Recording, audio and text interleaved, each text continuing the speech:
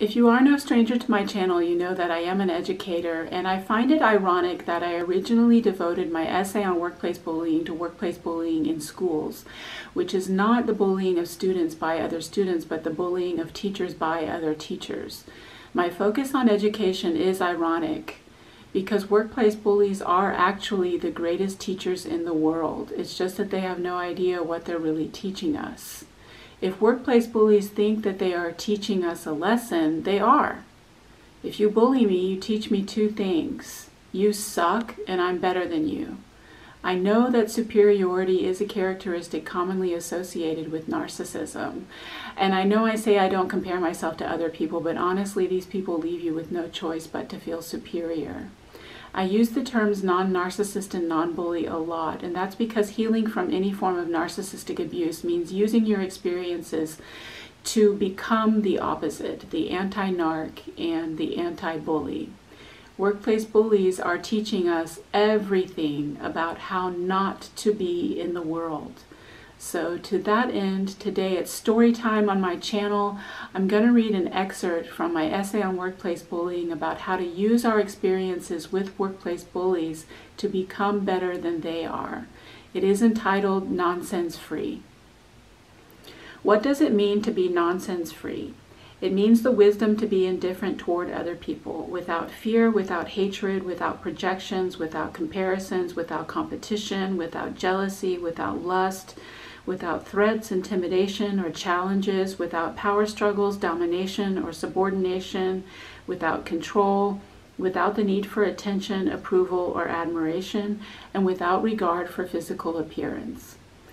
You don't fear the other because you understand that the other doesn't come in harm. You already understand humanity. You don't need to see suffering. You don't need to violate people's boundaries, pry, and pick. You patiently wait for people to reveal themselves to you, and if they don't want to, that's fine too. You don't need to hate because you don't need that defense. You don't need to contribute more negativity to the world because there's already enough of it. You don't enjoy negativity. You celebrate goodness. You don't need to project onto other people because you are mature enough to accept yourself. You have a strong identity and sense of self.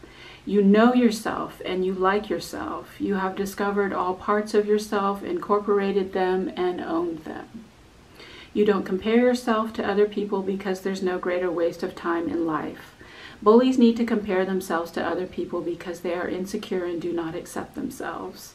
If you meet somebody who you think has something that you think you don't, beauty, youth, money, intellect, talent, whatever, you don't need to have an edge. You don't need to reassure yourself with other people's pain. You acknowledge and let go. There is no comparison. Yes, LeBron plays basketball better than we do. You don't compete with anyone but yourself. You are your own best competition. You don't experience jealousy. You are too wise for that. If you experience lust for someone who is unavailable to you for whatever reason, you don't act on it. You don't have to do anything about it. It is the difference between the feeling and thinking self.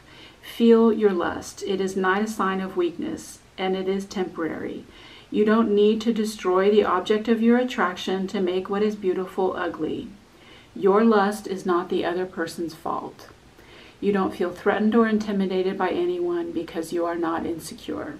You don't need power struggles. You do not pick fights. You don't need to take power from other people because you already have all the power you need.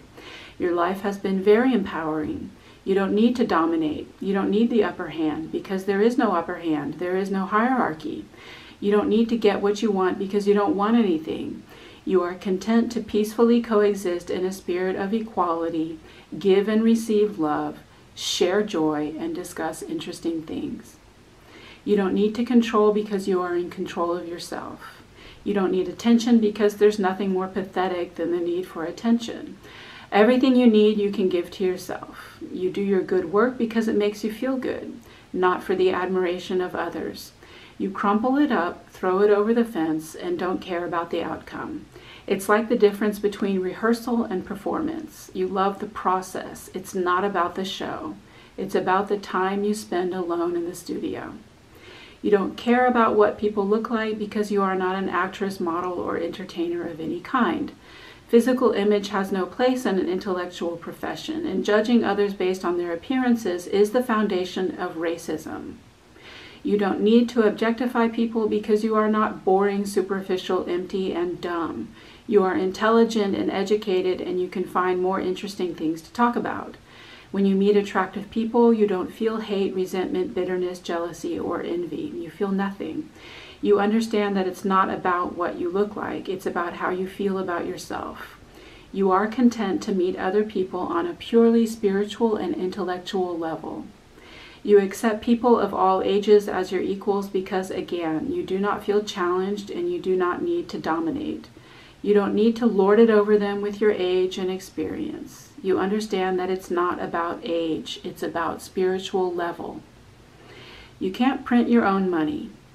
Money is the reason you get out the door in the morning. Everything else is nonsense, and we all know it. Everything else you need, you carry inside of yourself.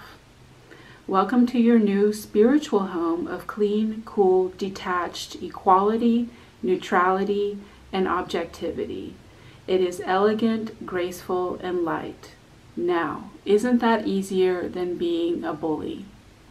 So that was an excerpt from my essay on workplace bullying entitled Nonsense Free. If you'd like to read more, the rest of my essay is on my website. I include that information in the description. The reason that I create this video series is to establish a forum where targets of workplace bullying can share their stories and experiences in a kind of support group, so you can know, number one, you're not crazy.